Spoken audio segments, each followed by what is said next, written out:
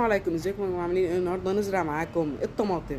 طبعا يا جماعه انتوا هتجيبوا بذور الطماطم اللي بتبقى في ثمره الطماطم، وبعد ما تاخدوا البذور بتجيبوا القصيص وتملوه تربه، وبعدين بتحطوا البذور، وبعدين تحطوا طبقه تانية من التربه وتنتظروا عليها من 3 ل 4 ايام.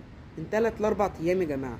بس التجربه اللي انا هوريها لكم ديت بقالها 10 ايام، فهتلكم الطماطم تكبر بسرعه. فده شكل بذور الطماطم بالتحديد. البذره دي اللي بقالها 10 ايام، دي لسه طالعه بقالها 3 4 ايام، ودي برضو بقالها 3 4 ايام. دول بقالهم 3 4 ايام، ودي بقالها 10 ايام حتى بدات تطلع الورق الاصلي بتاعها. وتعالوا نوريكم التجربه بعد 30 يوم من زراعه الطماطم. وده بيبقى شكل بذرة الطماطم بعد 30 يوم. تبقى بسم الله ما شاء الله بقت شكل الطماطم وبقت كويسة. وهنا الشجرة الأسطورية بعد 3 شهور. خلاص، ما الفيديو مش تحطوا لايك، ونشوفكم في فيديوهات جديدة.